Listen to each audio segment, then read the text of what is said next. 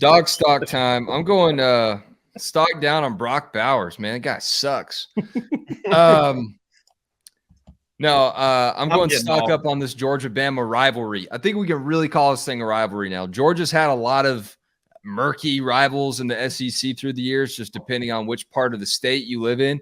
I think Alabama is officially now Georgia's internet rival.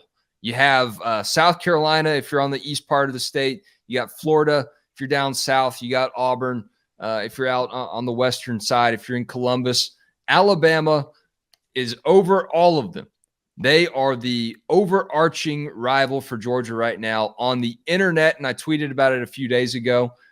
This rivalry, this nastiness on Twitter is going to be legendary this summer, and I'm saying stock up based on the recent events of Glenn Schumann. For now, staying with Georgia, not going to Bama. There are a lot of hurt feelings from Alabama fans, and I know that because they tweeted at us about Glenn Schumann going to Bama, and that did not happen. So I know that they're working through some things tonight, and it's just going to make for some entertaining back and forth that I will probably end up muting by May. Stock up on the Georgia-Bama rivalry being a real rivalry in the conference. Okay. Somebody else? Or should I step in? I don't know. Let's just end it. There's a little dead air there. That's great. You're muted, Jake. I'm sorry. I was going to try and hold my straight face as long as I possibly could and just look at the camera. But no, I'll do stocks next. And I'm going to say stock up on Georgia's 2024 class. If you're not paying attention, and you should be, Georgia's sitting at number 1 right now. Also stock up on Jake Roos's free time at this moment because we're as far away from signing day as we could possibly be. And I think that that's great. It's a little quiet right now. It's all getting ready to pick up, though. Spring practice will be here before we know it. They'll have guys on campus. They'll be out on the road, too. There's a lot going on in the terms of recruiting, and spring football's always a big time. A lot of offers going out right now. But currently, Georgia's sitting at number 1 in the class for 2024. And I don't think they're going to be doing a lot of looking back from there. Number 1 player at the position at cornerback, Ellis Robinson. Number 1 tight end per the consensus, Landon Thomas. Number 2 safety in the country, Peyton Woodyard. Number 3 safety in the country, Jalen Hayward. Number 5 linebacker in the country, DeMarcus Riddick. Number 8 at his position, Nye Carr. You got Dwight Phillips, the number 6 athlete in this class. Giovanni Mizell, number 6 at the running back spot. Ryan Puglisi, number 11 consensus, number 3 on 3. And then Sokovie White rounding it out, a 3-star guy, the only one in this class currently. Georgia absolutely killing it out on the recruiting trail right now. There's no question about it. You're talking about every guy for the most part. I mean, you got, 8 of your top 10 consensus top 100 players. Georgia has a real chance, I think, to compete for greatest class ever in terms of ranking here if they hold as they do. I know that's big to say, but when you look at the in-state talent available this year, especially at key positions, they've got guys like Colin Simmons out of Texas, the number 1 edge rusher in this class, heavily considering them. Don't know that they'll land him. Texas and LSU going to be compelling there. They've got everything going their way. We talked about Glenn Schumann and his recruiting prowess early. Georgia has a staff full of dogs when it comes to the recruiting trail, and they have success on their side.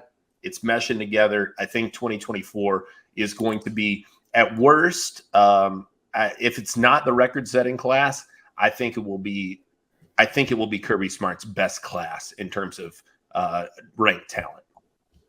Roos, and that includes 2 number 1 classes already? That is correct. 19 and 20? That is correct. Bruce, a lot of people making a big deal about Coach Prime tweeting out that he wants to take all this talent out of Georgia. But I found that kind of funny because Kirby Smart doesn't, necessarily take a ton of recruits from Georgia. Not that wouldn't be an impressive feat if Deion Sanders would come in here and to the state of Georgia and get another crop of Travis Hunters out to Colorado, but it's not necessarily the dig at Kirby Smart individually that a lot of people wanted to make that. No, I don't think so. I think it's a smart play on Deion's part to come into the state of Georgia. Georgia's one of the most talent-rich states. I think they've ascended to number 3 in the nation in terms of the guys that they put out. So, yeah, he should absolutely be here. He wouldn't be doing his job if he wasn't. But if you're a kid in state and you're considering, all right, where can I go and be developed by the best and win national championships in the next couple of years? Look, Deion may prove everybody to be wrong and may ascend and send guys all over the place. But right now, as it stands, there's no comparison between the two schools. Georgia has the proven success in terms of the W column and in terms of the draft status. Dogs will pick and choose, I think, to some degree. They couldn't do it last year. Caleb Downs, Justice Haynes, those guys got away. But they're going to get their fair share of the top players in the Peach State. Dogs are in a really strong position, and the national brand is as strong as it has ever been because the success has been sustained. You've seen them go out to California. You've seen them get guys from Texas. They're going to continue to do that in 2024. Real quick, teaser for tomorrow morning. Big news coming on and I was talking about that national brand, out-of-state prospect. Big news coming tomorrow over at DawgsHQ. I'll have it out first thing in the morning. So, gosh, man, we're 52 minutes into the show. You couldn't have teed that up a little sooner. Listen, man, people. Wasn't going to give it to them on this show. Reverse pyramid style, buddy. Yeah. All right. We're doing we go pyramid style on this. Stock, yeah, stock up on that. All right, stick with us till the end. We'll give you something good. I'll stock down on the basketball team, right? Yeah, bingo. Stock down on basketball. Stock down on the time after football. No, I am. I'm going to continue with the theme of recruiting and stock up on 3. Give ourselves a pat on the back, guys. On 3, put it together last week. Looking at the consensus, on 3 was highest in terms of the 4 recruiting outlets and who was the highest on each individual player. If my math is correct, Georgia or on 3 was highest on Georgia's signing class in terms of, I think there were 8 guys that on 3 had the highest ranking for. That includes consensus 5-star Monroe Freeling, who was a top 10 player in the class, number 7 overall, by far the highest there. He was 33, 56, 53 for the other 3. Georgia also on 3, also very high on a couple of the offensive linemen, Kelton Smith and Jamal Merriweather. As well as big difference on Jamal Merriweather. Yes, for sure. And I've actually got that one pulled up. On 3, 195, 13 offensive tackle. You look at the other ones, they don't have him ranked nationally. 32 offensive tackle, 42 offensive tackle, and no ranking for his position. On 3, very high on him in terms of the national industry comparison. Also the wide receivers, and that's a group that wide receivers and corners, 2 positions that were priorities in this class. On 3, the highest on Tyler Williams and Yazid Haynes for the wide receivers, and for the cornerbacks, Daniel Harris and Chris Peel. On 3, also the highest there in terms of Kyron Jones, who's listed as an athlete but likely to play corner. So stock up on 3 recruiting and how high we are on Georgia. Stock up on Spanx. I just saw that ad up there in the top right. Hey, at least it wasn't toenail fungus. At least it's not the toe ad. Wes, at least the toes aren't there anymore. Wes over here buying Spanx. Nah, Wes don't need them. He's a slim cat. These are not targeted ads. My stock up comes with a story, and it began over a century ago in Ireland. That's when the family of Kenny McIntosh decided to come over to the States. They decided to make the move over to the States. They settled in Florida. They said O'Malley's originally, I believe they were. They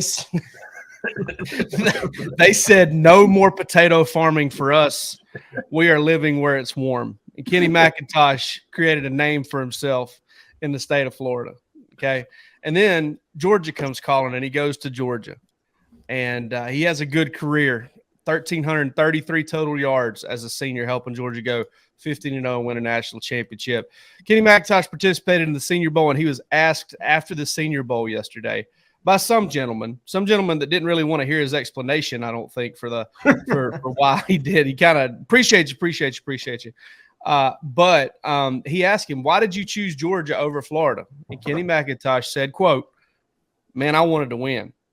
And perfect answer to that question for a Florida kid that did go to Georgia and did a lot against Florida in terms of on the field, off the field, demoralizing. A couple of coaches, I think, got fired or maybe just one coach got fired during his time there. But yeah, Kenny McIntosh, those roots all the way back in Ireland to Florida to Georgia. He's still a Florida boy, but he chose to play at Georgia for one reason. He wanted to win, and that was a perfect answer, and I'm sure Gator fans are going to really love him from here on out. Yeah, Kenny McIntosh, DGD. Yeah, easy for to sure. And I said, too, you better believe that when some Florida kids come on a recruiting visit, they're going to put that video up on those video boards inside the practice facility. Hey, where would y'all, just out of curiosity, where would y'all rank him in terms of Kirby Smart era running backs? Let me see what he does in the league. He's behind Chubb. In terms of their Georgia careers. He's behind Chubb and Michelle. He's behind Swift. He's top 5. He's top 5 for me. Yeah, I'd say he's top 5. I mean, I would put him above. He had a better season than Zamir and Cook. James. He had a better season above. Yeah. He had a season way better than either one of those guys had. What about Harrion? I think you got to go above them. I think Swift Holyfield had a 1,000-yard season, but yeah, I think Holyfield is the only other guy. The big three are ahead of him: Swift, Chubb, Michelle, for sure, and then Holyfield is the only other guy I'd consider just because he had 1,000 yards by himself. 1,000-yard seasons. Who's that? Did Swift have 2 1,000-yard seasons? Yeah, he's one of like 5 backs in school history to have more than one. So he did it in 19. I couldn't remember if he did or didn't. Yeah, it's Herschel, Chubb, Michelle, Noshawn, and Swift are the only backs in school history that have ever had more than one 1,000-yard season. That's pretty good company right there.